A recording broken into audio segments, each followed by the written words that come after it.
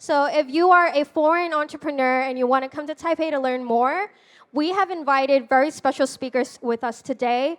They will give you a lot of tips, and also they have encountered a lot of different circumstances. So I believe you can learn a lot from them. So first off, we'll actually invite Amanda, Director of Taipei Entrepreneurs Hub, on stage. She will share with you a few words. Thank you.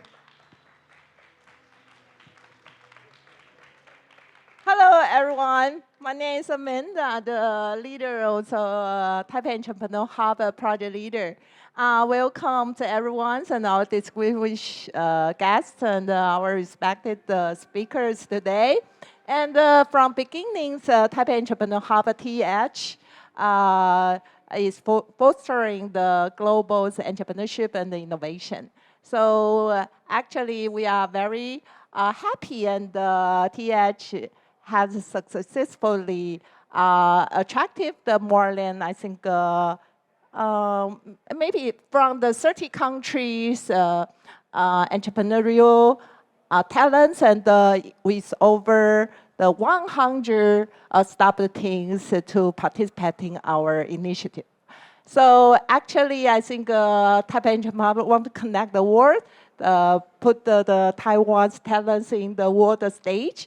And during the Computex, I think everyone feel the AI's power and the semiconductor supply chain, the AI, such as NVIDIA's Jason Huang and the AMD Intel, to put the Taiwan as the central of the global stage.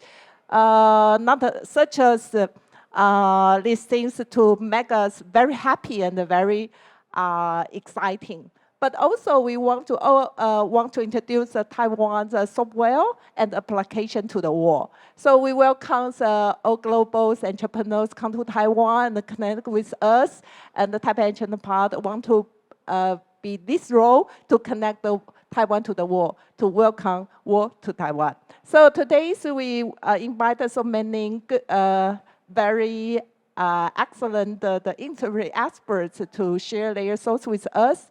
And I think everyone can be inspired by their speech. So enjoy this afternoon, and thank you for your coming. Thank you. Thank you, Amanda. Thank you, Amanda, for your sharing. So, ladies and gentlemen, it is my great pleasure to introduce our first distinguished speaker today. He has 20 years of experience in Asian equity, investment banking, and public policy. He's founded Quanta International to advise companies, founders, and global investors. Let's join me in welcoming Alex on stage. Thank you, Amber. Thank you, Amanda. I like a party. Let's start from something sounds like a boring. I hope it won't bore you too much. As we celebrate Jason Huang and all of the great events here in Taiwan, this is another face about Taiwan. Taiwan should be the most, or considered the most dangerous place in the world. You are very brave here in Taiwan. I congratulate you. For those one with a great heart and strong-minded, will be joining this event today. This is one face about Taiwan. Again, I believe the picture still remains the majority of the global kind of media for now. However, we still have a Jason Huang, right? How many people ever joined his keynote speech this week? Here too. Was that crazy? Was that fun? You almost feel this is a party. Doesn't sound like a Taiwan. In the Jason Huang statement, that's not touched by the politics. You feel this is the best place in the world, full of promises and technology. Forget about the first cartoon. And of course, don't forget about night market. How many of you haven't been in night market this trip? I will show you my secret recipe about night markets. But this is the important part. Not just about night market, not just about all of the geopolitical concern. Starting from second quarter of 2022, a lot of people are aware what happened there. That was Pelosi, the Speaker of the House, visit Taiwan. That caused the biggest concern about the possibility Taiwan will get attacked. But contrarily, Taiwan stock index start showing the strongest rally. I know some people will say, you know what, those Taiwanese people are crazy. They don't care. Yeah, we don't care. Seriously, we don't care. More than that, I will show you some kind of structured data. How many people know, in terms of absolute GDP, where Taiwan is ranked? Any idea? Roughly about, no, Jason, actually it's ranked like a 21st in the world. But from a market capitalization perspective, i.e., we add up all of the company valuation of a Taiwan stock exchange and so on and so forth, we rank, guess what? Neck to neck to Germany. I'm not quite sure would that surprise you, but look at another paragraph. Normally, the GDP number remain slightly over one times kind of ratio to the market cap. But Taiwan, not just now, Taiwan remained the number one in the world, 2.8 times. I mean, the market cap over the GDP, only slightly higher than the other two countries, of course, US. Again, I'm not an analyst. I'm not going to show you this is the market expensive or what. But you look back in the past 10 years, Taiwan's kind of total market capitalization been always at the multiple time of their GDP. If I can make a short conclusion, Taiwan capital market demonstrate a very strong equity culture. People here love invest in equity. They will love to take the risk, but they may not be so keen investing in the VC fund. I got some friend over there. You know how difficult to raise fund, raise money from all of the family offices and the institution. There's no such a thing. But this is Taiwan. This is how Taiwan capital market like. Again, I'm not going to go through detail. My question to all the audience here is, what is the picture, data, and effect related to you guys? There's no perfect market. When I say market, I mean like a capital market. You are the bravest people sitting here because of a lot of geopolitical concern. You don't care. You come to Taiwan to look for the opportunity. There are two kind of market to you guys as an entrepreneur. One is the demand market, the end market. Then there's another market, which I will show you briefly. It's about a capital market. Taiwan represents the great capital market opportunity for small cap company in the world. Again, not only for Taiwanese entrepreneur, but also a lot of foreign entrepreneur here in Taiwan. Here's the why. Again, this is not a data to show you. It's not because Jason Huang, actually starting from 2018 till now, Taiwan's index, by all means, is still at the top performer in the world. This is another kind of slide of data which show you among all of roughly about 2,000 public trading company here in Taiwan at the different browsers in the board. 94% of a public company, they represent small cap company. It's based on the global definition. Small cap is defined as the market capitalization below $2 billion US dollars. Again, sounds not too small. As a matter of fact, there are roughly about 107, let me double check, 109 foreign companies already listing in Taiwan. They're all foreigners, speak the foreign language, and enjoy the great multiple. As a matter of fact, when I run the CEO at the Yuanda Security, Yuanda Zhenjuan, I was the first one to help 5 foreign companies listing in Taiwan, and some of them trading at a $5 billion US dollar company. So Taiwan capital market welcome the Taiwan entrepreneur as well as a foreign company, right? Again, there is a journey. This is something, again, you don't see anywhere based on my team kind of research. the average kind of listing company market cap roughly start from 100 to 200 million US. It normally takes 9 years to grow 100 million US dollar market cap to 500 million US. Why I mentioned 500 million US? Because 500 million US is roughly the median range of all total Taiwan capital market. Again, after roughly took another 4.5 years, the 500 million US dollar company will become a $1 billion company. Again, face it, in the last 3 years, Taiwan definitely is not, it proved Taiwan only generate few so-called unicorn in the world. And after listed, guess what? Those unicorns become like a much smaller company. But it shows some statistic meaning, but nothing can really compare to this. Taiwan may not be the best birthplace for unicorns, so-called, but I can show you a lot of data. Taiwan definitely, after you go in for the IPO, by the way, IPO is pretty easy here in Taiwan and cheap. You can grow your company to become a real unicorn and a sustainable company.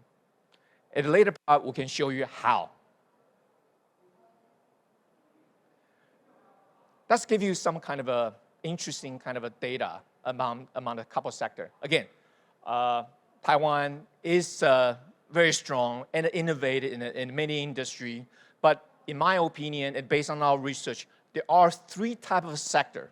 I think that represent the future. Again, not those guys attending, sitting in the rock and roll kind of role, the ravings, getting the order from NVIDIA.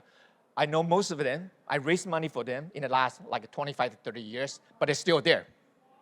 It's a great company. They're great entrepreneur. They were great entrepreneurs, still great business leader now. But the potential for the future Taiwan capital market probably sitting among us. The first sector, I will show you some statistics about so-called new economy. New economy, I'm normally referring to the company, the new company or old company will commit themselves to going through their digital transformation journey to become a more digital type of a company. Look at this number. My colleague, my very capable colleague, Zach, there, following roughly about 170 new economy company in the world in the last 3 to 4 years. As a result, even as till today, for smaller, new kind of economy company, i.e. 2 billion below, based on the forward-looking, their price to sell, they trade at the best valuation in the world, which is about 4.6 times price to sales.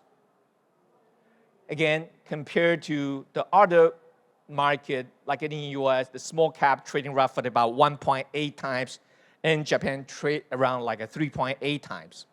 Here's the rest of the data, you can take a look. And some of the Taiwanese company, they either listing in Taiwan and or listing somewhere else. You look at the number, Taiwan's company, right, like a 91 apps, now still trading at a 7 times price to sell. And look at the rest of the line. They are not represent the strongest growth or earning growth. There are reasons. GoGoLooks is another company I was chatting with Jason. That was a company I did a management buyout from Enspyre. That was 2019. They're trading around roughly about 5.1 times price to sell. This is a result, but it still continue.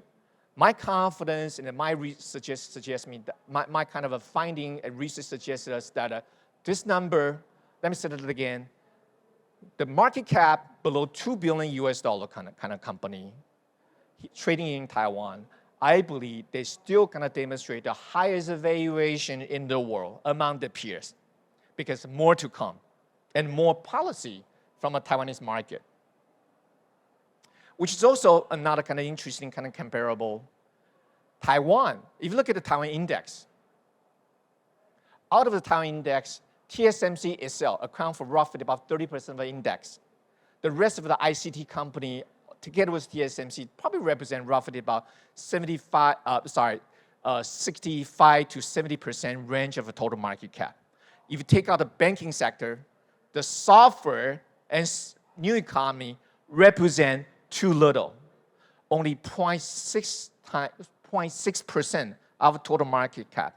What I suggest you, either like Taiwan is not part of the planet, it's in the mark. Of course you will come along. You will catch up with the rest of like a digital life or through all kind of stuff. So Taiwan will catch up. Just think about one thing.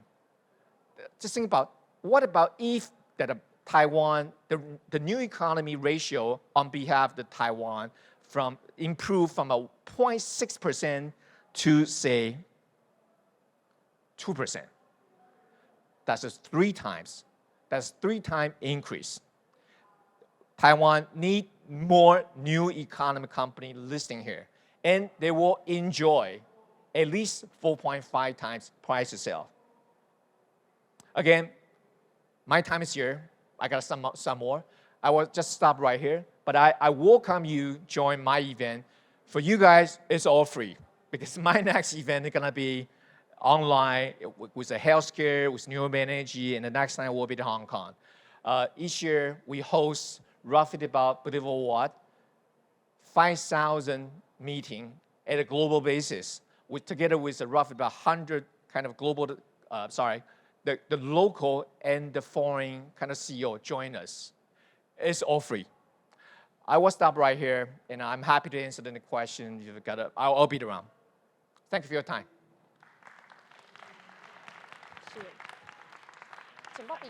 Thank you, Alex, for your sharing. Next, we will welcome one of our very important speakers, Mr. Jason Warren, co-CEO of Inline. Let's welcome Jason. Okay, great. All right, guys, thanks. And let's see, let me get to the first slide here. Okay, so I'm going to talk about growing a software business, not just in Taiwan, but growing a software business over a wider region when you are based in Taiwan, or when at least a lot of your operations are based in Taiwan. So if you've ever made a reservation at Inline, through Inline at a restaurant, could I see your hand? Okay, sweet. Everybody else, go out to some restaurants. All right, so first what I'm going to do is tell you what Inline does, for those of you who don't know, who didn't raise your hands. And then I'm going to tell you just a brief bit about how we've grown, just to establish we are actually a growing company, right? So we're not just some very tiny little local thing that happens only in Taiwan. Share a few points that are a bit unique to Taiwan, and then some of those related very, very intimately to Inline, and then some of them that apply to, frankly, anybody who's trying to build a software business globally or regionally, and is considering making Taiwan their operational base. So let me share a few points. Okay, so we are a growing business, so I have some qualification to talk about this. I didn't put absolute numbers on every single thing here, but as you can see, from 2019 to 2021, we kind of grew steadily, raised some money, continued to scale up. We had a particular peak, which you can see in the blue here, during level 3 lockdown in COVID.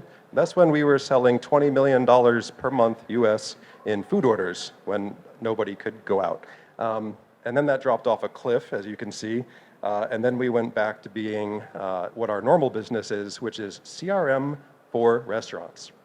So the most important thing to know about Inline is that we are Shopify for restaurants. So on one of the slides in the last presentation, Shopify was near the middle of the list of those largest US software companies. Raise your hand if you know what Shopify does. Okay, raise your hand if you don't really know what Shopify does.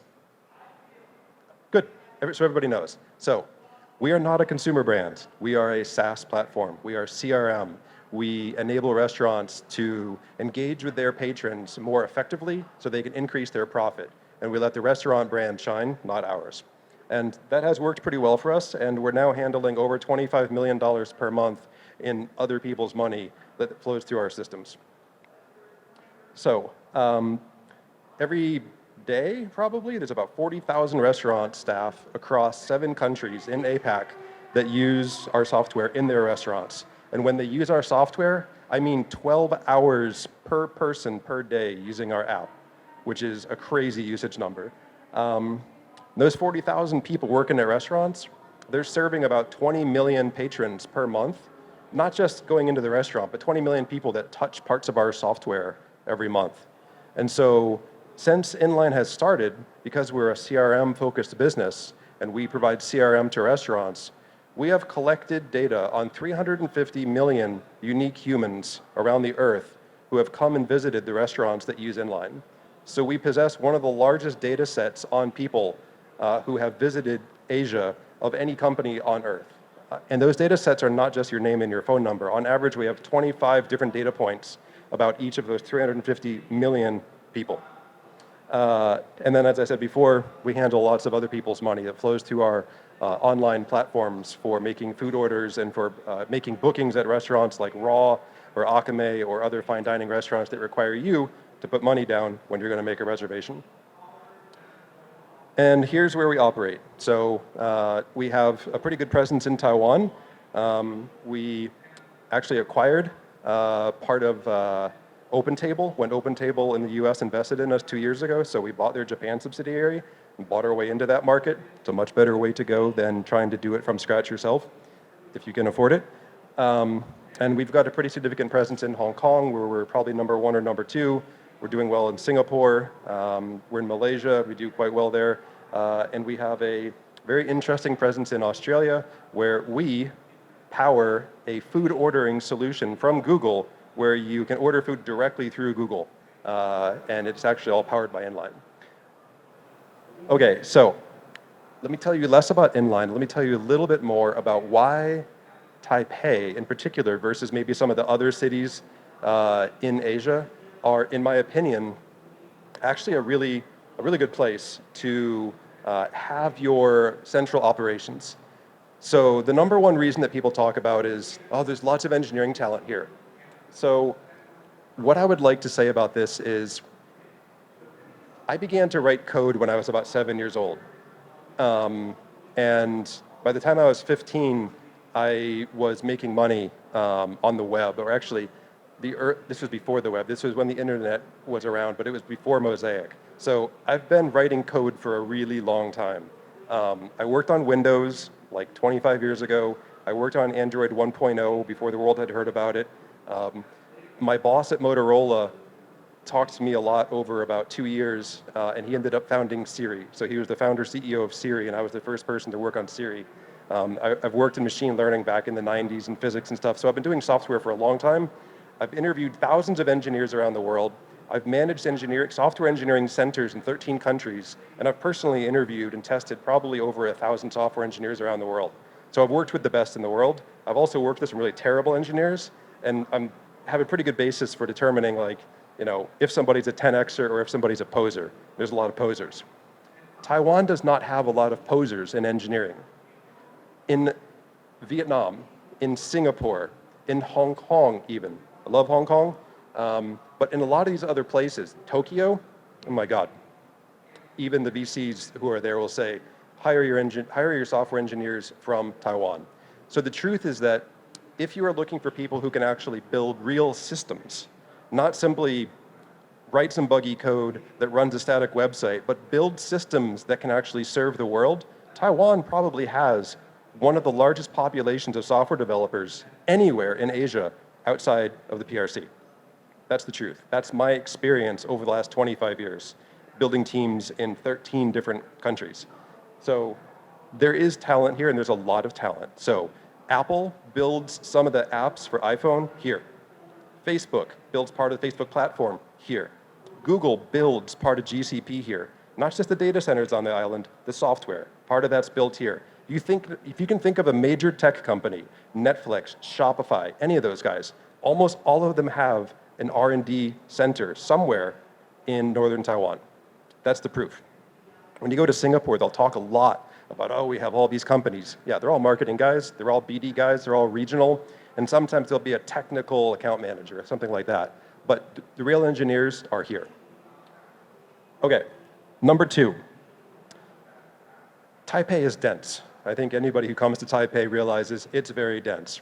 And what's interesting is that There are other dense cities in Asia, plenty of them, but there are not other cities that have the same combination. And I compared Taipei to Manhattan because Manhattan, especially Brooklyn, but next to it, but Manhattan has emerged as a real software powerhouse in the US over the last 5 years. It's now one of the largest places as far as net hiring. So even though there have been a lot of layoffs in the US in software, there's been net hiring in the greater New York, the greater Manhattan area. So I compare Taipei to Manhattan, and from a density perspective, similar. From a freedom perspective, similar. You cannot say the same of a lot of other places in Asia. From a legal perspective, somewhat similar. There is an awful lot of regulation here, but Manhattan also has a ton of regulation, so pretty similar. Wealth, Taipei has an enormous amount of wealth. In fact, it's an inverted pyramid. There's more ultra high net worth and high net worth individuals than there are millionaires, which is a really strange thing, but it's true.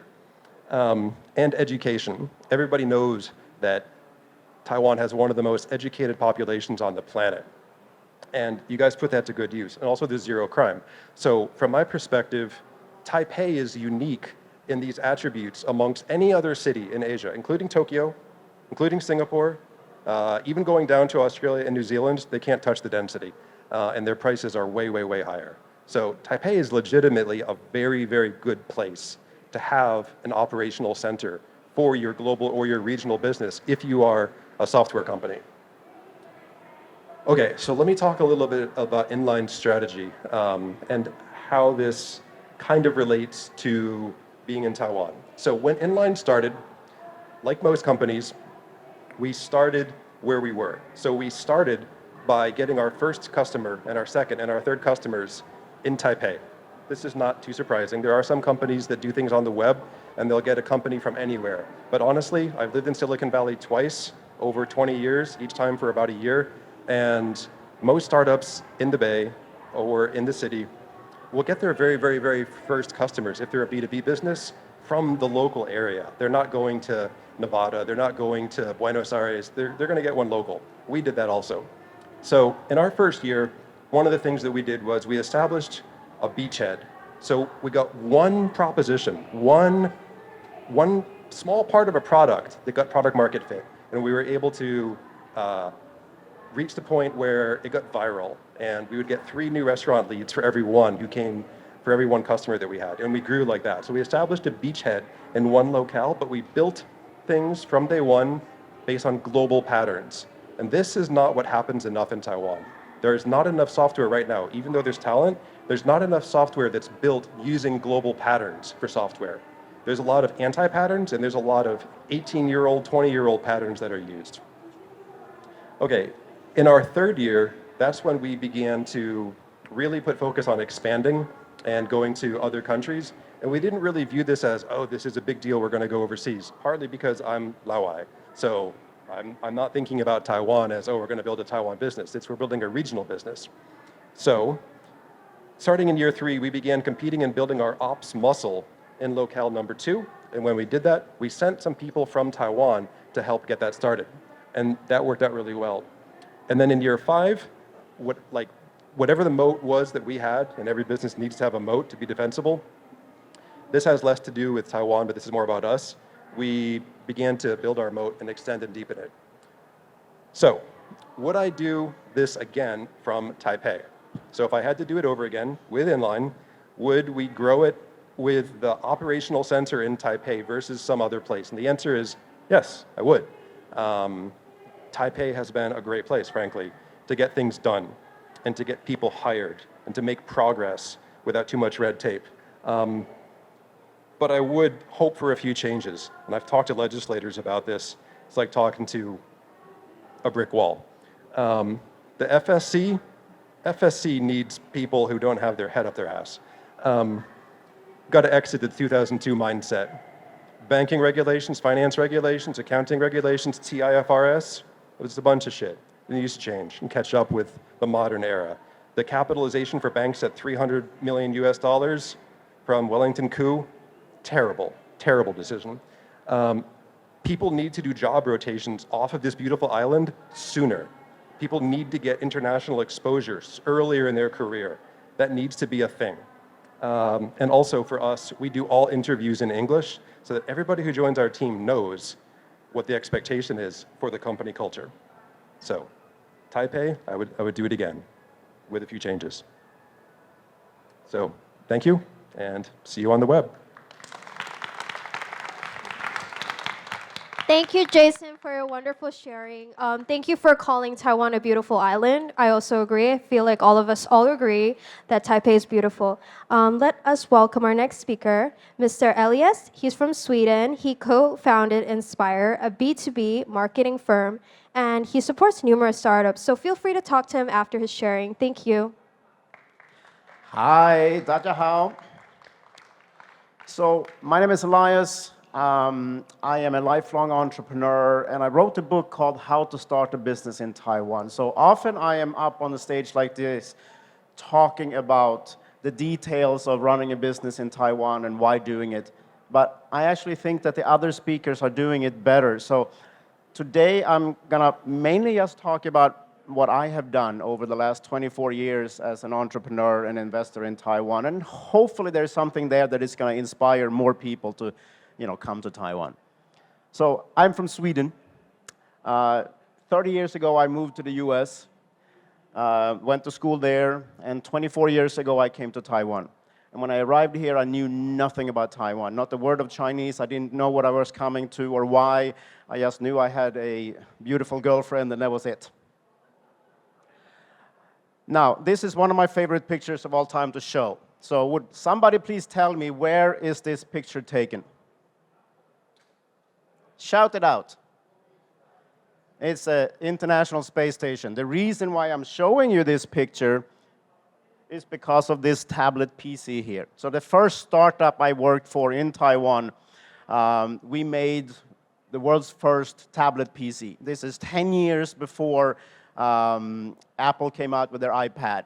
And we sold those tablet PCs all over the world. We sold 50 of them to NASA, and they sent 8 of them to the International Space Station. That's my claim to fame. And then when Paceblade was bought up, I started my own business. I started a marketing company called Enspyre. We are about 50 people. We're a fairly happy bunch. And for the first 20 years, we serviced mainly large foreign IT companies like Oracle and Letian and eBay and so on, and we helped them to find their customers here. But about 2 years ago, we started signing more and more local startups. And this is where I have to give a big kudos to the Taipei Entrepreneur Hub, the Startup Stadium, the Taipei Computer Associations, and so on. All of these organizations that for the last 13, 15 years or so have really put in a lot of effort growing the startup community in Taiwan. Because of your hard work, we now have a few hundred startups in Taiwan that can afford my services, so thank you. So I would be remiss if I didn't give a plug for my services, okay? So for 22 years, we have helped companies, B2B companies, to identify and connect with their business customers, okay? So we do surveys, we invite people to invent, and you only pay us if the right butts hit the right seats. And most importantly, we do lead generations, so making sure that your salespeople get to meet with your customers, okay? So if anybody's interested, please shoot the QR code and talk to us afterwards. So I did write a book called How to Start a Business in Taiwan. And I did this because people like myself, people who had come from another country to start a business in Taiwan, kept on having the same questions over and over again. How do I do this? How do I do that?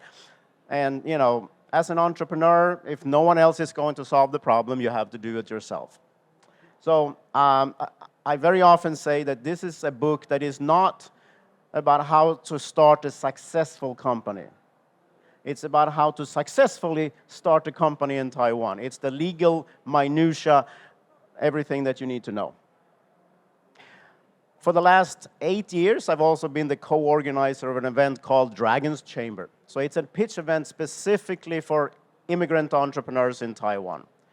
So usually we're talking about very, very early stage entrepreneurs that have come from all over the world to start their companies in Taiwan.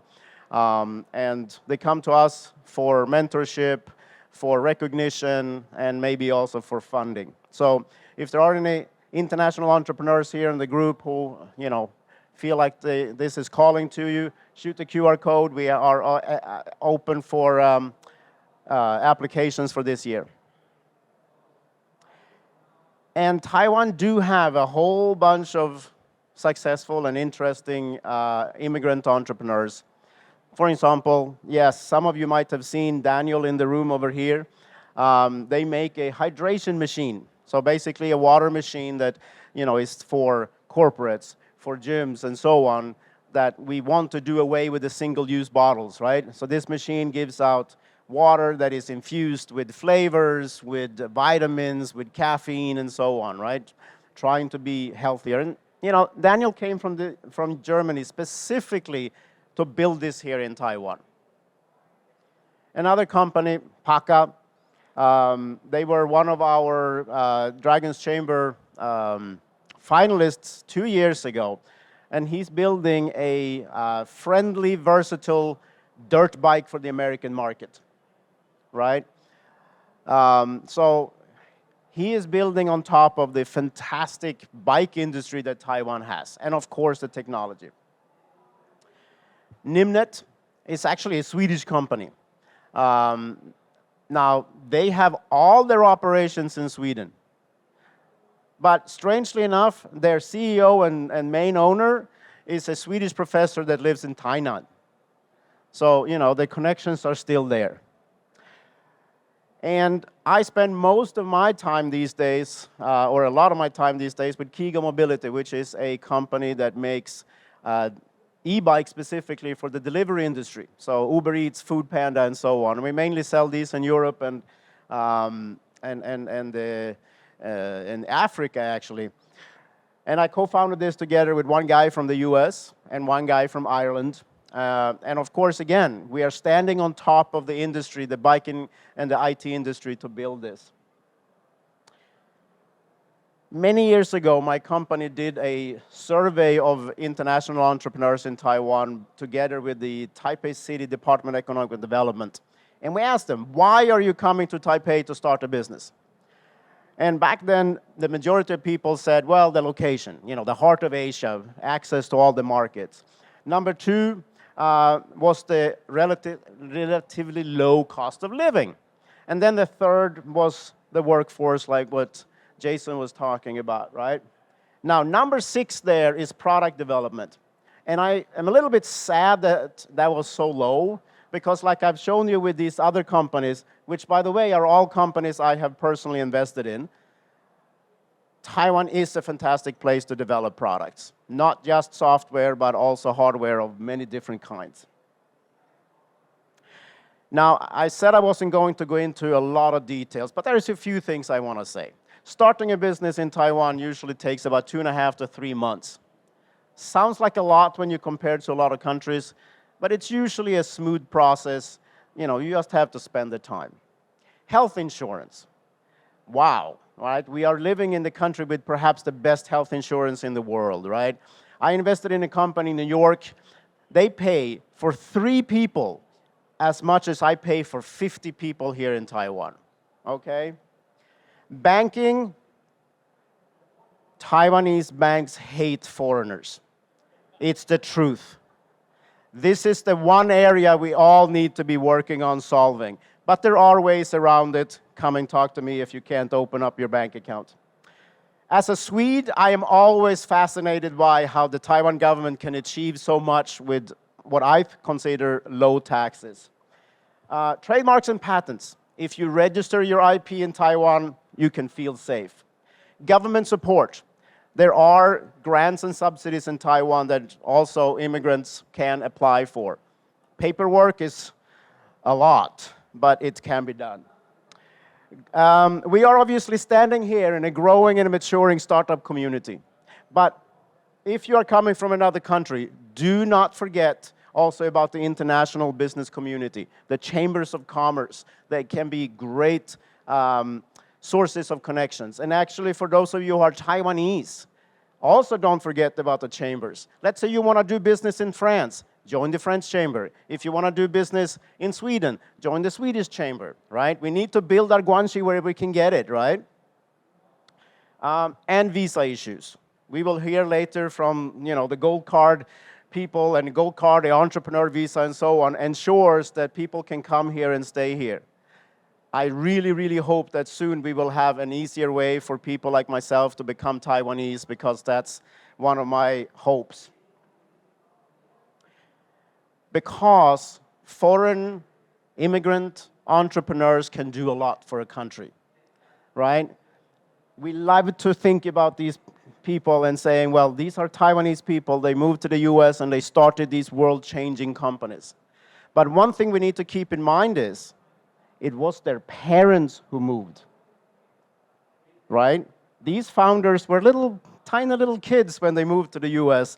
They became citizens and later on started these companies.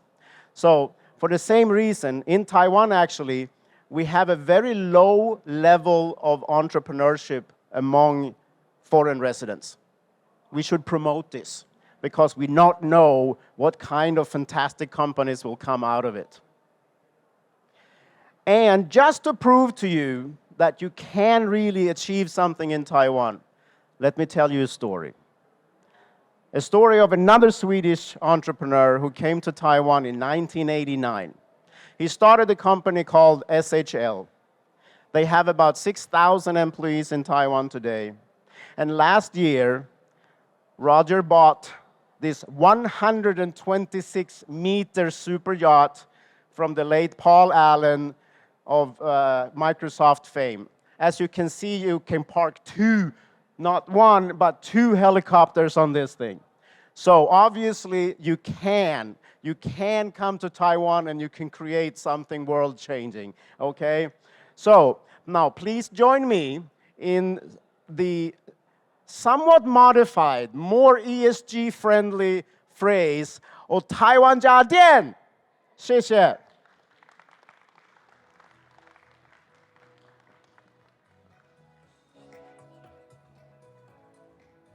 Thank you, Elias, for sharing.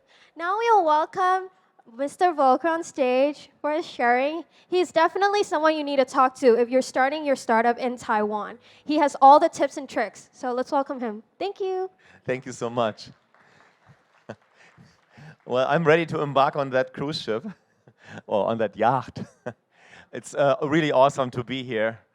I have been in and out of Taiwan since 2011, and Elias and Jason and all of us were very active at the time to help build a startup ecosystem, which we have now. But let's see in this presentation what are the pros and cons, and who is from other countries here? Can you raise your hand if you're not from Taiwan? Okay, that's quite a few. So I think we have some interesting details to share here.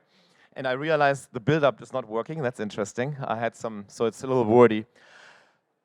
Today you're here, and this is, of course, a Launchpad for you. And we invited Steve Chen, founder of YouTube, 2012, to an APAC initiative, and he came here to Taiwan. He really liked it, and he has actually set Taiwan as his base now. His kids are going to American school, and he's very active promoting the startup ecosystem as well. Unfortunately, until today, there are still two startup ecosystems in Taipei. Especially in Taipei. One is for the expats, and one is for the locals, where all the events are in Mandarin, in Chinese. So it would be great if we can somehow merge these together. But why Taipei? Why Taiwan, of course, and everybody knows these stats.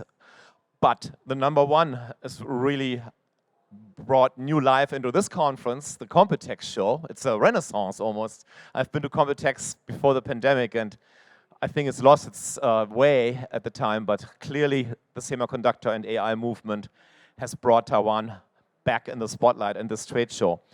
But especially in Taipei, and this is the new president's growth areas as well, AI and machine learning, robotics, and of course, high performance computing, HPC. There are not that many startups, but startups that could support on the software side and work with the Taiwan vendors that are expert in HPC. So in Taipei and surrounding Taipei, of course, all very easy connected by high-speed train, as you know, world-class manufacturing. A German entrepreneur that Elias, I think, also works with, he's building a vending machine for drinks. He's a former bodybuilder, and he said what he's doing in Taichung would take years in Germany, and he can do this very quickly and rapidly because you get on a U-bike and go from one factory to the next and just make things happen. And that is for those that are just visiting for this trade show and are here. This is one of the superpowers of this island, that everything is on the island, people know each other, and you can reach and at scale and save money. And of course, you form strategic partnerships along the way. And investors are putting their money in health tech. This is about 2 years old, the numbers. I don't have last year's numbers. And then, of course, electronics, enterprise services, IoT, and energy. It's a big sector. Now, when we look at Taiwan's potential, we have, like in Germany, where I'm from, I, by the way, live in Berlin and San Francisco for the last 28 years, and I've come in and out of Taiwan since 2011. And so there is the hidden champion culture here in Taiwan, as much as in Germany, which goes unnoticed. And a lot of those end up at the stock exchange, as we saw earlier. Why does Taiwan not have more unicorns? Thailand probably has more unicorns than Taiwan, because we sort of lose track of them once they're listed companies, right? That's probably one of the reasons that others get bought out. But don't underestimate the SMEs. They can help you grow your business, and they have global customers. They're very, very good channel partners for you as a startup.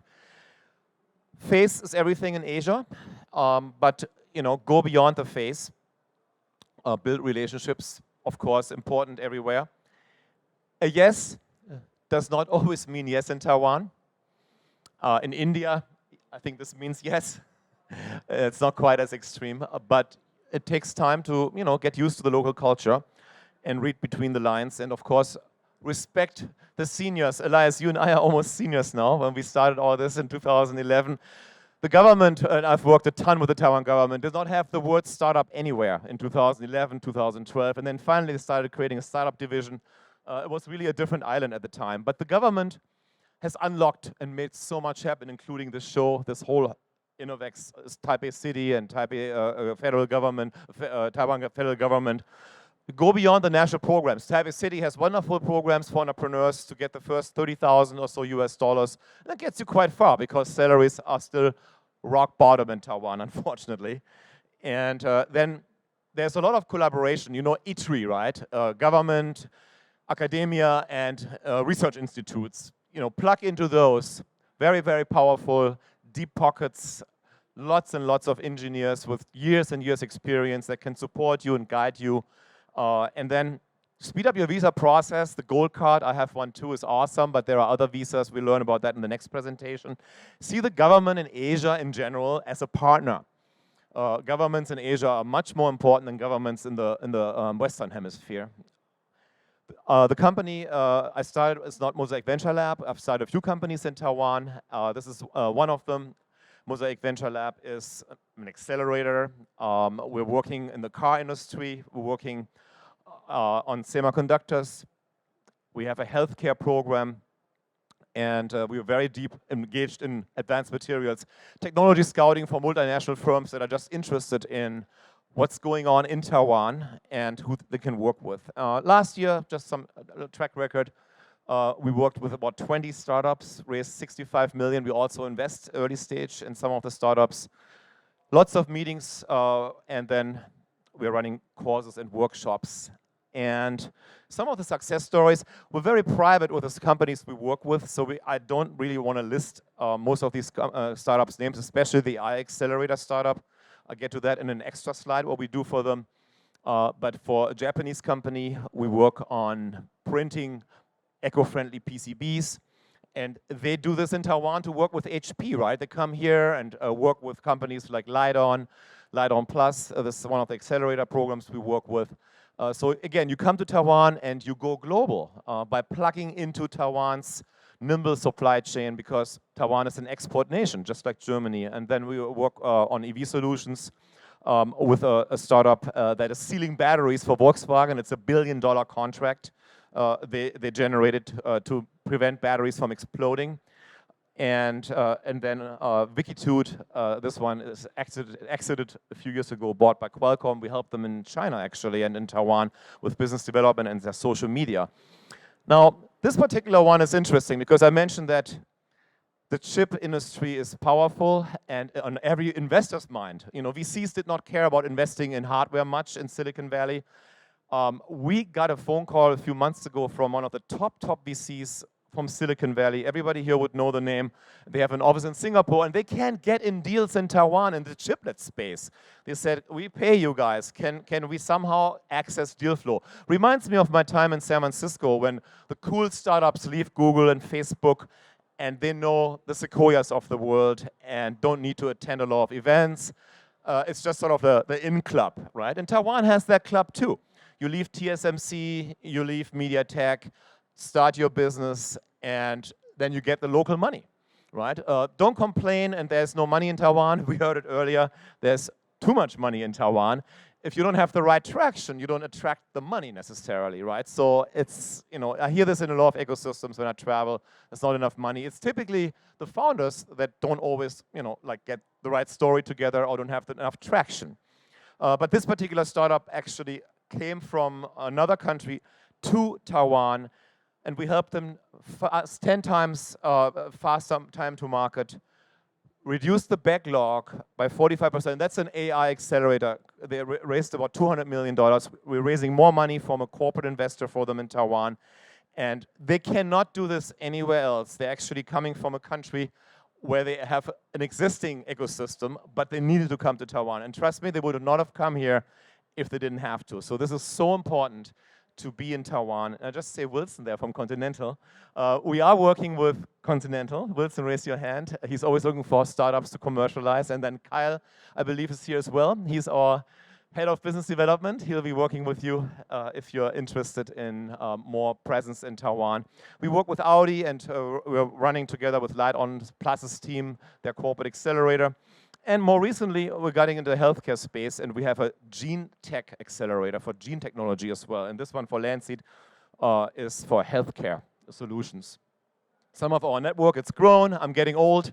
Lots of companies visited around the world, and we work with, and we have some awesome mentors here. Wilson, I think you're on there as well, and your boss. My colleague Ken has been putting together some nice conferences. This one is coming up again in 2024 at TTA. And then a few last hints and suggestions. Go beyond TSMC. Don't just work with and chase that one big company. When I'm in Germany, I was just at the trade show, talked to about 15 startups, and only one followed up. They were all in the chip space because they're very set with Global Foundry in Europe. And unless they want to work with TSMC, they don't really know what Taiwan can offer. It's so sad. You're here. You're lucky that you actually got on the plane and came here. A lot of Europeans have no clue what Taiwan can do for them. That's always surprising me, especially my native Germany country. And then, of course, there's a biotech and green tech hub in Taiwan. Agile decision-making. It's a very fast-paced island, which is awesome. And build hybrid teams. We just heard that earlier. So important that your local startup is not staying a Taiwan startup. You need to bring in foreigners. It may be uncomfortable. And for the foreigners, same thing. You know, we're about 20 people now in my company. I'm the only one pretty much from the western side of the hemisphere. And it works out, right? We have to make it work. It's not always easy, but that's the only way to go.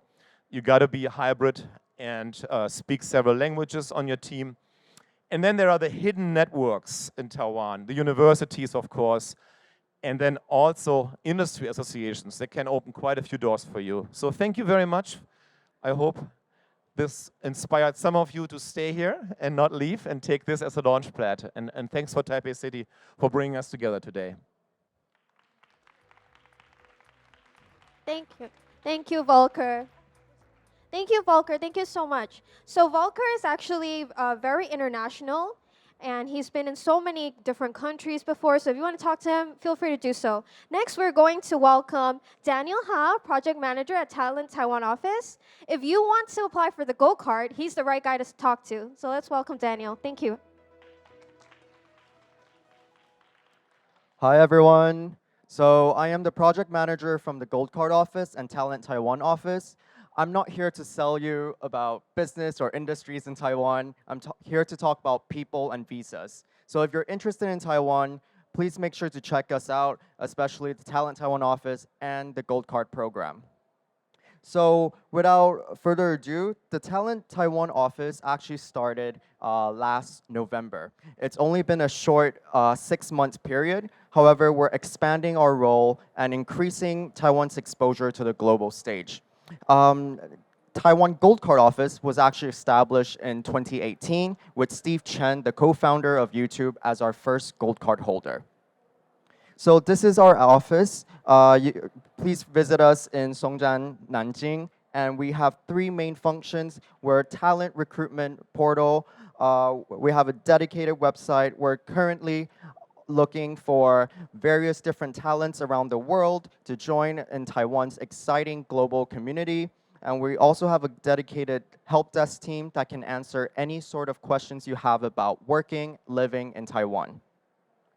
And to help you understand what our help desk team does, we receive calls, emails, etc. It can be questions regarding banking. I know it's a frustrating topic for a lot of foreigners here. It is frustrating for us as well, but we love to deal with complicated issues. If you're dealing with housing, you're dealing with all sorts of different scenarios about your life in Taiwan, we're here to help. And our one-stop portal, it's our website. It's a very easy, navigatable website that you can search the various different visas that you require to stay and work in Taiwan.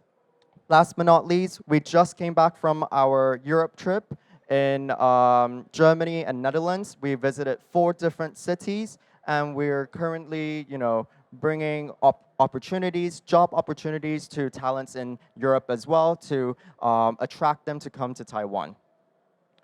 And as you can see, this is our website, quick function. We're really focused on user friendliness. If you are uncertain of how you can stay in Taiwan, you can easily plot in your reasons, whether you're studying here, working here, visiting, just put in your nationality as well. You can find an answer within minutes. It'll be very quick. So I'll be speaking briefly about these 4 different visas: employment seeking visa, white collar worker visa, employment gold card, and entrepreneur visa. So all of these visas grant you multiple entry to come into Taiwan. Only one of these visas is tied to your sponsor. It'll be tied to your company or your work, which is the white collar worker visa. All of these visas ranges in the time frame granted you to stay in Taiwan. Obviously, I would be biased to say that most people should apply for the gold card. If you meet the regulations, please try to apply. Our team is there to help you go through all the different application process. It's all online as well. There's also the entrepreneur visa, which many of you could look into, and there's a great team that support this visa program as well. However, that is not handled by us.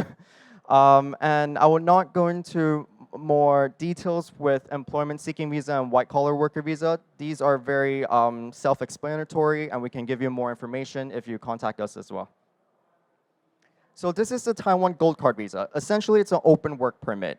If you are a hustler, you're working many different jobs, you have many different companies, you can essentially, have a gold card and work remotely, be completely,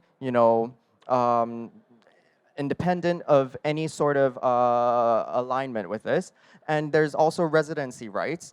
It's a fast track to permanent residency. Most people would have to stay in Taiwan for 5 years until they apply for the permanent residence. With a gold card, you only need 3 years. And last but not least, there's also tax benefits and national health insurance coverage. So these are the application fee for the gold card program. You can look through it. The price difference is whether if you're applying within the country or outside of country, and depends on your nationalities and region as well. So please take a look, and this will also be on our website.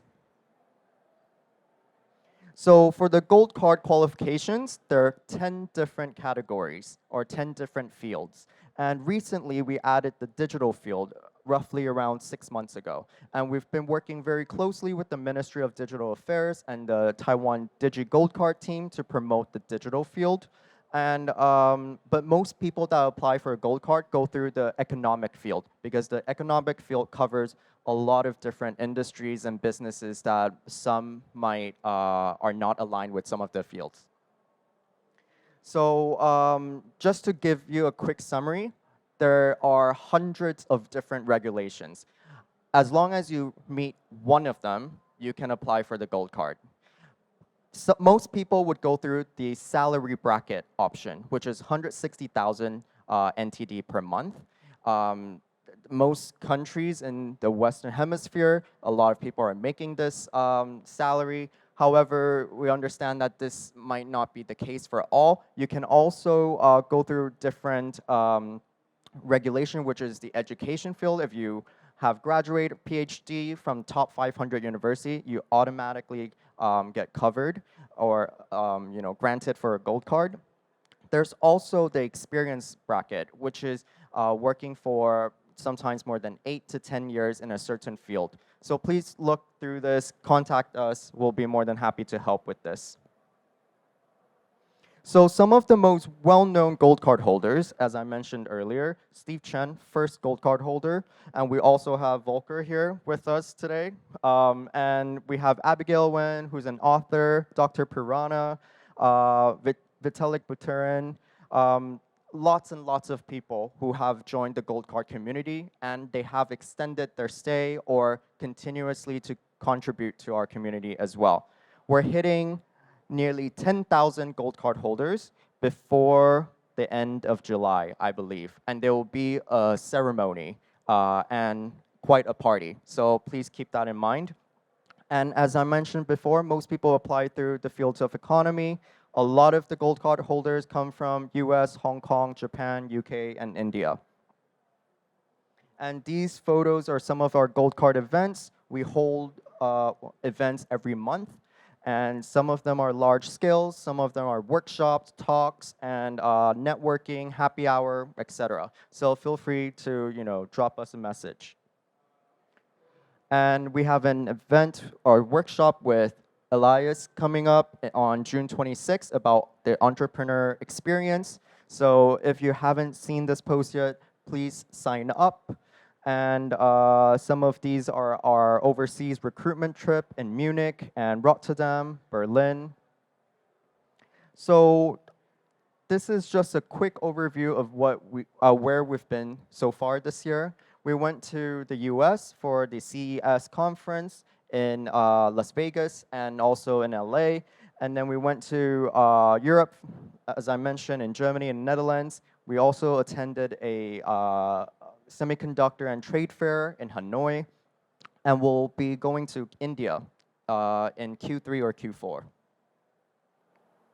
Last but not least, if you have any questions at all about working, living, or exploring opportunities in Taiwan, feel free to reach out to us, the Talent Taiwan office. And we also have LinkedIn, Facebook, and we'll be establishing an Instagram very soon. All right, thank you very much.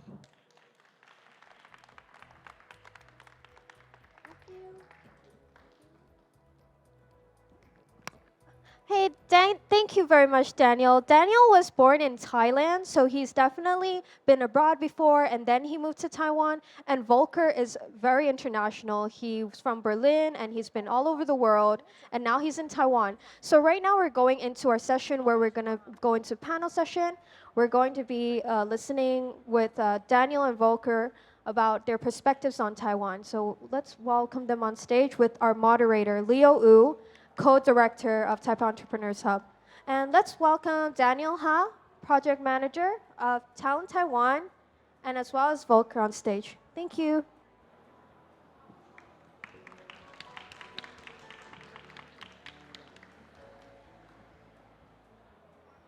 Hi. Hi, everyone. Thank you for your time here. And thanks again for Volker and Daniel. Your impressive sharing about how to start a business or how to launch your new life in Taiwan. So, as organizer, as a Taipei Entrepreneurs Hub, I would like to invite you to share more about your personal insight or the perspective, how to launch every career or your new life here, and with some your suggestion. So my first question will be for Walker. Uh, as you start your soft landing program for so long time in Taiwan, is there any milestone that you want to share more about your program or your partner in Taiwan from different stage or the key results that you get during these years? Yeah. Yeah, I think most important for startups around the world is funding. And so the number one concern and interest for startups to work with us is usually, can you invest in our startup, or do you have investors that can invest in our startup, right? So, and we're lucky that we have our co-founder, Johnny. He's an investment banker and VC from Taiwan. He's, every day we have VCs visit our office, corporate VCs, financial VCs. And I myself have spent the last 18 years working with startups in San Francisco and around the world. Lots of travel. After I left Taiwan 2013 till 2020, I was just running around the world, and then I came back, set up Mosaic Venture Lab. So it's funding, and the second part, of course, POCs, business. What we don't do so much is sourcing components. Now it's getting a little more interesting, as I said, with our focus not just on the EV. When we started Mosaic, it was only about electric vehicle industry, and we're scaling this back a little bit and focus a lot more on AI and the hardware, the underlying hardware. And that does go back to components, PCBE cards, how to integrate an AI accelerator chip in a server. And you don't always run to the first and biggest brand, because I'm not going to mention the big companies. They will meet you, but there is not going to be a lot of intention to work with you. So you have to know where to go. So that is something that we have added sort of to our soft landing portfolio more recently, that we look to work with AI startups that need Taiwan's nimble ecosystem. And you need to know, we have an a semiconductor veteran, Todd actually, he came back out of retirement on our team, and he knows where to go. And I'll give you one example. With this startup that we have worked with here, we were in one of their dream partner meetings, and on a side note, the testing element was dropped, and then as we walk out, Todd tells the startup, did you hear that if you work with this company, you're going to spend about $20 million in testing because you're not NVIDIA. You don't have that kind of order come through. And so they didn't even hear that, right? So there are a lot of little obstacles, and these people are experts. So that's what startups are looking for, guidance of how to work the ecosystem. Yeah. Okay. Thank you, Volker. I totally agree with you. So the POC and the find the supply chain right person for matchmaking your business model in Taiwan. So I think the second question is for Daniel. As the project office for Gold Card, you meet a lot of foreign talents who have the plan to Taiwan. So do you have any?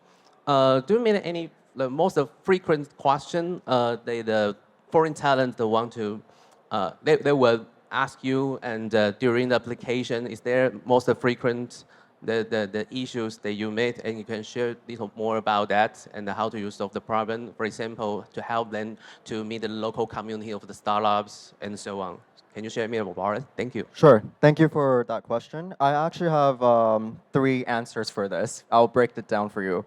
Most of the time, people that apply for a gold card, they would first ask you, how long is the process after a few days of application? It usually takes around 1 to 2 months for the application to go through, because the different ministries have to look through your application as well. So that is out of our hands. We can only guide you how to apply for it.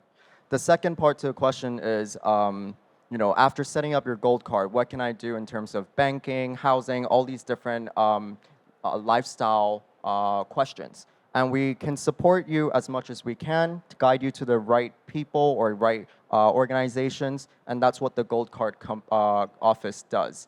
And the last question about, how do you meet startup communities? We obviously encourage you to join various different events, whether it's hosted by us or our partners in Taipei Entrepreneur Hub, Startup Island, or Taipei Computer Association. But essentially, you have to get out there in order to reach Taiwan's local startup community as well.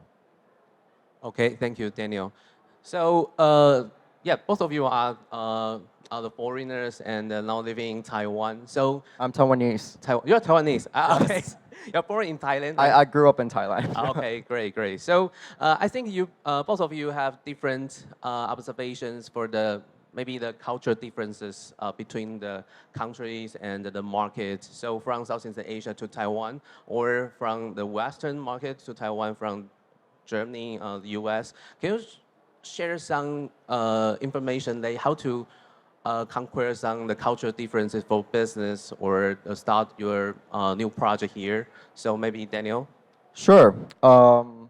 Well, coming from Thailand, I'm not sure if you guys know this. A lot of Thai working attitude or environment, there's a saying for this, sabai sabai, which means it's very relaxed, it's very chill. Things move at a glacial pace, which, it's not great for innovation. It's not great for funding, but things does get done in a very, very slow manner. That is quite different to Taiwan, where Taiwan things get done much quicker. However, there might be some red tape or bureaucracy that you have to go through. As long as you know the right people, that really helps as well. But ultimately, I think you're comparing apples and oranges here from my perspective. And Taiwan is definitely somewhere that you want to be, placed as a startup, I would say. I mean, I'm not going to talk about the US. I'm a US German citizen, but Germany and Taiwan could not be fundamentally any more different in terms of the work culture. From, of course, the pay scale, that's a disappointment, coming here and not getting paid as much as over there. But then it's the work ethics. Oh my God, if you want to get stuff done, you come here. If you want to be on vacation, you go to Germany. Our first day on the job in Germany, 6 weeks vacation for you. You call in sick, you get 100% sick pay probably for 3 months. Summertime, 1 to 2 months, nobody is working. It's incredible. I was just there for 4 weeks, set up in 12 cities meetings. I don't think I'm going to do it again, right? To get those meetings, what you have to go through that. And there comes Wilson. He works for Continental, for the German company, but he's in Singapore. So the work ethics in Taiwan, people are on, right, from 9 a.m. till, I don't know, midnight. And in Germany, people drop the pen and they stop the email at 5 p.m., right, for the most part. I'm not talking about startups. I'm talking about corporates right now. I mean, literally, it could not be, like, even in our team. The other day, I went to Johnny, our co-founder, and said, Johnny, I don't see people go on 2-week vacation. When are they finally going to go on vacation? We were over 20 people now. And he said, well, they're taking an extra day. I'm flying to Thailand on Saturday again and come back Monday, right? So and I don't even take an extra day. It's just, the work ethics are so different, right? People just don't go on 6 weeks vacation. And in Germany, I just went a strategy workshop and somebody was critical of, in a big German corporate to be in that workshop, and he said, I'm out sick, and here you called in, all right? No, out sick, you're not working. And we flew in all the way from America and Taiwan to run this workshop, and the gentleman was out sick, It's just unbelievable. And he had been out sick for 2 weeks already. So again, if you want to get stuff done, you do it in Taiwan. Yeah, so both of you are sharing the lifestyle and the steps are different from Taiwan and from Southeast Asia. From Thailand, you have the different, we will say, tempos for your working, and for maybe US or in Germany, you have a different landscape before. So the next question is, both of you are support the soft landing program, one maybe from the talent side, the Gold Card project, and for Volker, you support the company and the enterprise landing here. So can you share, each of you share the most impressive case that you support maybe the foreign talent or the foreign staff, they landing to Taiwan. Yeah, and any cases for the startups or late technology or for the single talents. Can you share some case of that? Okay, Daniel. I believe there's no single case. Everyone is quite special in this regard. I feel like a lot of times we get a lot of applicants or inquiries about people coming to Taiwan for various different reasons.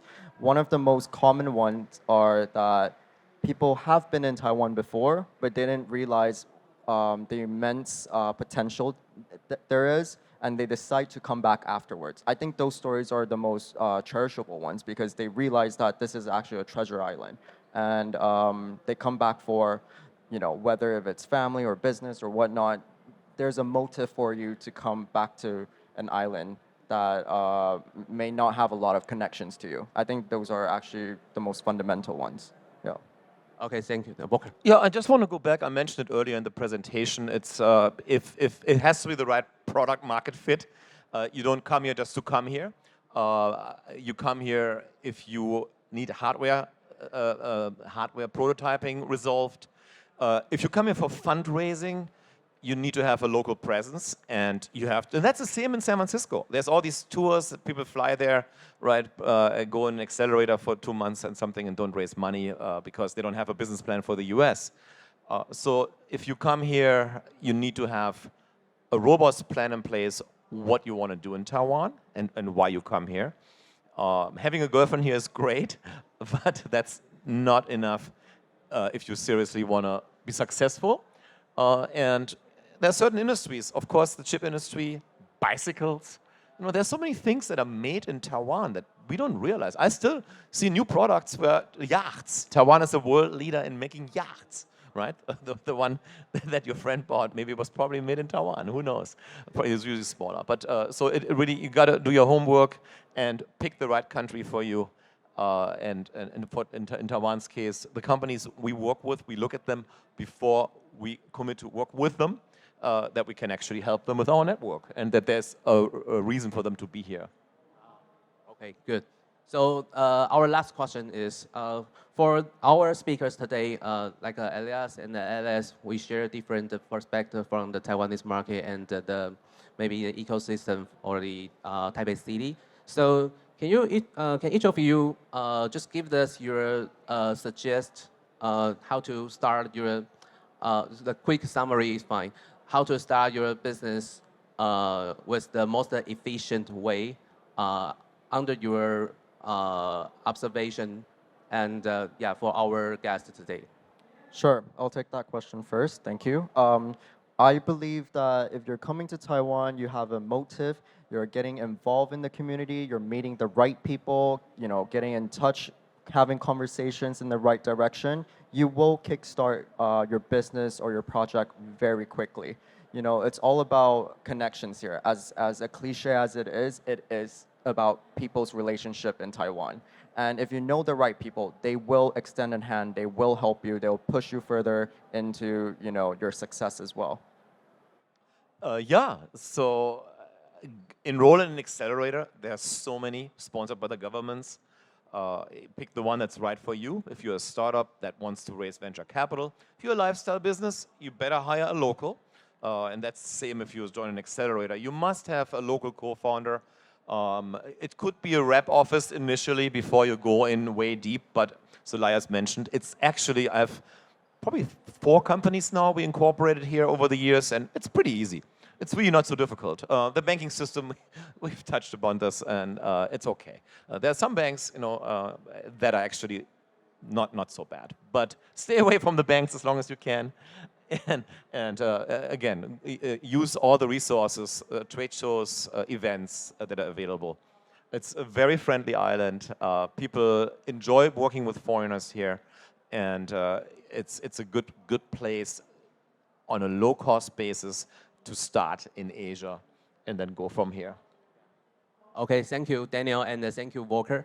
I think today we will have a different discussion for the business and the network community, even for the regulation side, how to apply the gold card and the visa here.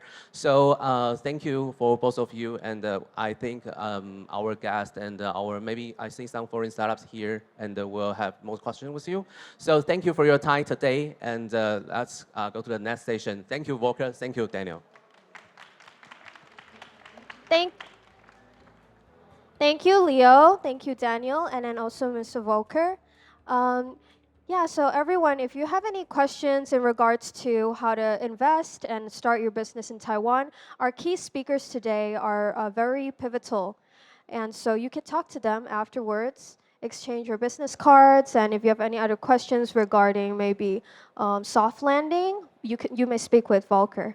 And now we would like to invite Taipei City Government,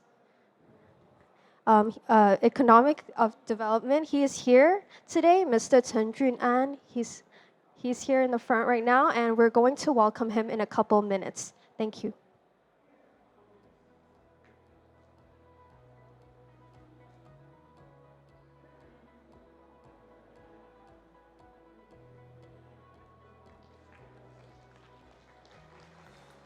Let's welcome him. Thank you. Commissioner, Mr. Chen Junan.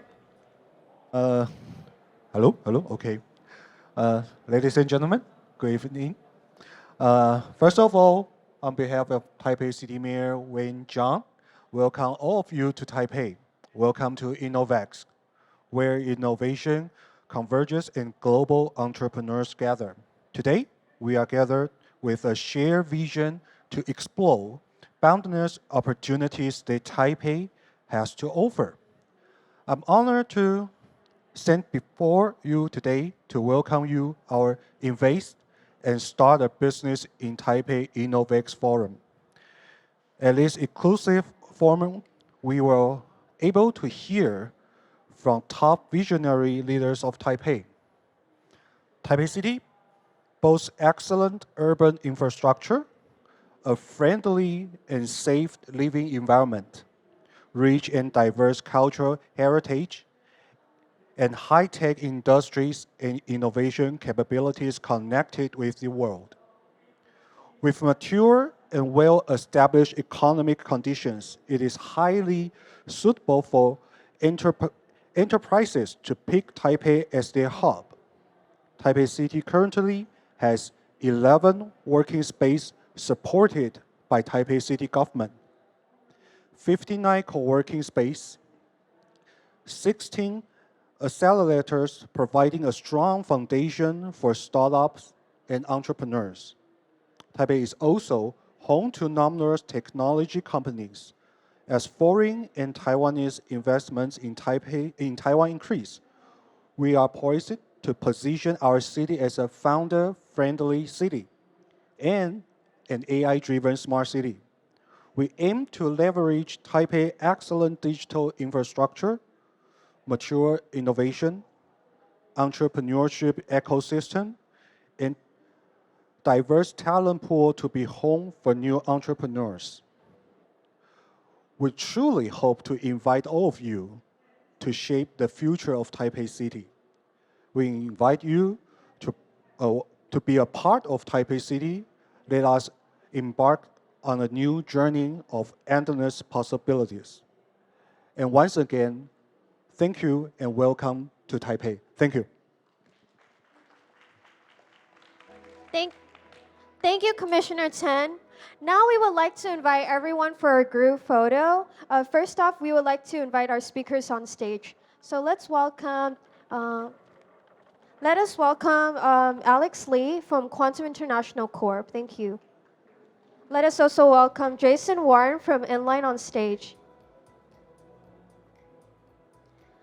Let us also welcome Daniel Ha from Talent Taiwan, and Volker from Mosaic, Amanda Liu on stage from Taipei Entrepreneurs Hub, as well as Enspyre's Elias. Thank you so much.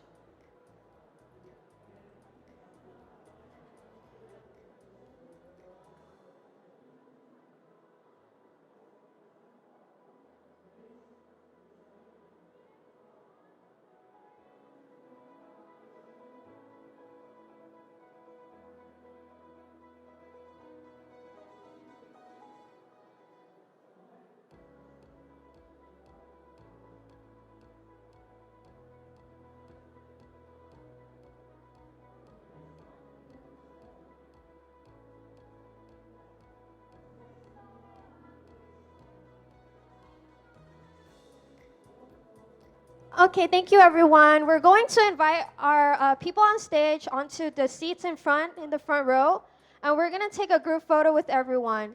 This is to signify Taipei. So everyone, please hold your placards high. Welcome everyone to InnoVEX and Computex. Thank you for flying to Taipei from all over the world. So we're going to take our group photo. May everyone please move to the center and to the front if possible. Okay. Thumbs up. 3, 2, 1. Okay, we're going to take a video now. So everyone, let's raise our placards high up and let's move them around. Yay, Taipei! Taipei City. Thank you, everyone.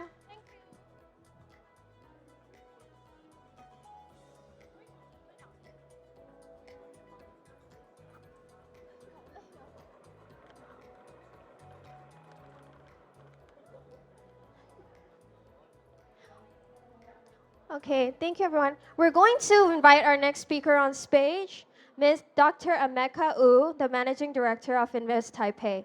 Let's welcome her. Thank you.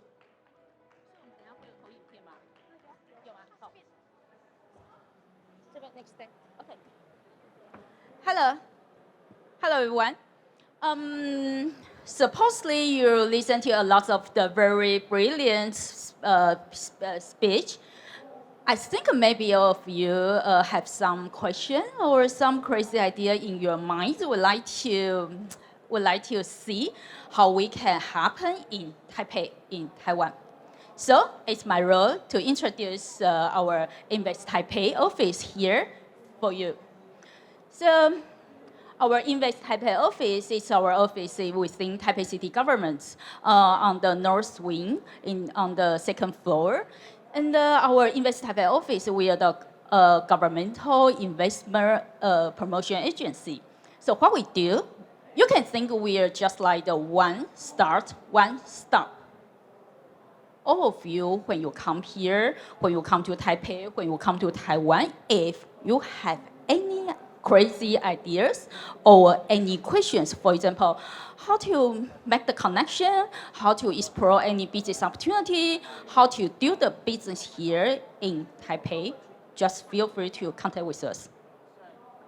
So our people, all of our employees, like me, like our executive director, our investment managers, we all have our industrial expertise, including the EE electronic engineering, computer science, to help all of you to do that. I think the most important thing is our job is help you to close culture. You know, if you would like to do the business in another country, culture difference is the most important thing. How to overcome, how to talk to the people, how to do the business, how to make the very perfect communication. So it's our job to support you. So what can we do? In the beginning, we helped you understand the opportunity, explore any business opportunity here in Taipei, in Taiwan, helps you to customize your business model, helps you to see if your product or technology, if it can fit to this market, or maybe after this market, you can tap into the larger Japanese markets or Asian markets. So, and after that, we helped you to build up the partnership and find who could be your potential clients here. And then we helped you to build up your project proposal, although you already have very brilliant ideas, but it is a fit to Taipei, or how we can help you to advise, to modify it. And we even helped you to build up your team, helped you to innovate for the future. But the ultimate goal is we hope you can be succeeding from Taipei to the whole Asia, even the global market. So with that, what's the next step? We look forward to showing you all that we have to offer and to discussing how we can put together a package of support that helps you achieve your ambitions. InnoVEX Taipei, we are the parts of this innovation ecosystem. So as the founder-friendly city, we welcome all of you to Taipei and we will love to work with you. You know, in Mandarin, we have a phrase we call 好久成瓮底. It means all of the most important things, we will put it in the last page. So if you can't remember everything, you just remember one thing. It's me, Amika, and my team, Robert Lowe and Chloe Chen, we're here. You can easily to find us through LinkedIn or through email, through phone call. So just feel free to contact with us as long as you have, no matter you have the very crazy idea, we love to discuss the crazy idea with you and help you to find out your business opportunity. And or you have any questions, the bank, the documentation, or anything, you just feel free to let us know. And of course, with Volker, with Elias, with lots of people, we are very good friends. So as the member of this ecosystem, we are liquid think we're just like the hub to help you to connect with everyone. So we are keen to work with all of you for our AI-driven city. We hope you can contact with us and let's move forward. Thank you. Thank you for having me. Thank you, Ms. Wu. Thank you, Ms. Wu. Next, we'll welcome up Leo, who's a co-director of Taipei Entrepreneurs Hub. If you are an AI startup, a foreign AI startup, you may contact us afterwards because we have opportunities for you to come to Taipei. Thank you. Thank you. Good afternoon, everyone, and good afternoon, Commissioner Chen Zhang. Yeah, and we are honored that have the event here, and I believe before our invitation, you received the background and the material of Taipei Entrepreneurs Hub. So today, I will go quickly about our program, and especially for the resources of the AI starts from different countries. So we will have the competitions and the selection program to support your business in Taipei. So I will share more details and our resources today. So this is the background of Taipei Entrepreneurs Hub. As the capital of Taiwan, we gather a lot of community resources, information here, and I believe the most investors here.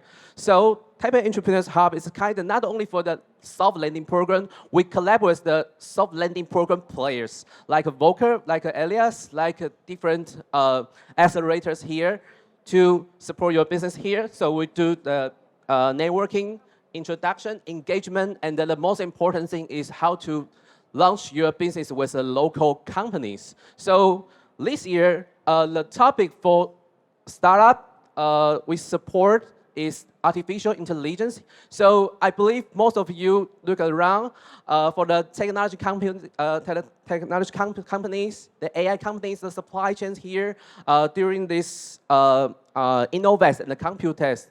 Most of them are come from Taipei. So we are confident that we have the most unique resources to combine the talents, the research platforms, and the capitals together during our competition this year. So I would like to introduce more and more Taipei City venture capitals are focusing on the topic of the new economy, especially driven the business model driven by artificial intelligence. So I just sort of this list for some venture capitals here, and we are connecting with them to introduce our competition this year in the end of October, and they are very interesting to support the foreign startups come to Taipei and the mainland for matchmaking, or you maybe fundraising project, or you want to just talk with them how's the landscape in Taiwan of the investment or venture capital. Just feel free to join us.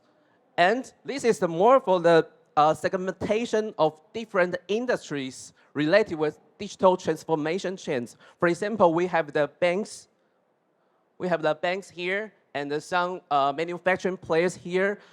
Most of them are very interesting for new technology. However, they don't have enough time to select every good deals from different countries. So the platform combining with our resources very unique from other countries like Singapore, Japan, and Korea, because most of the semiconductor and the maybe hardware players are gathering in Neihu district, just nearby. Here is the Nangang district. So this is the center of the technology in Taipei. So they put their capital with maybe the GP, the general management team, the fund management team together, and they have their own CVC teams to leverage their supply chain resources or the manufacturing resources to work with the early stage startups. So for example, we talk with some semiconductor venture capitals like MediaTek.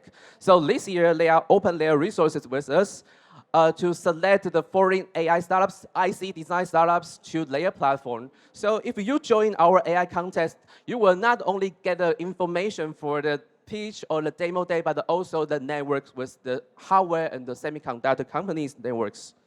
Okay, so and we also invite more foreign investors to Taipei this year. For example, Jeffco from Japan, they have the Asia Fund, so they invest in some successful companies in Taiwan like Dcar. It's a very active social network platform now. They are turning their business model for e-commerce and the AI platform for matchmaking. So we are confident that if you come to Taiwan, you will not only get the local network for the venture capitals, but we also invite some international players in early stage or the growth stage, so your whole life cycle for your fundraising project. So this year, we just changed some strategies. So you will not only meet the maybe the potential client only, but for the networking of the investors here. So we want to support your business for not only the maybe just B2B selling or find the buyers, but also for the smarter money here. Okay, so this is the information of AI contest this year. So please scan this QR code, you will get more information. Okay, so actually now we are opening for the selection. So the end will be 28th this month. And currently we just get a lot of feedbacks from our maybe sister cities of Taipei, like Seoul and Manila, and apply the contest so far. So yeah, just apply quickly.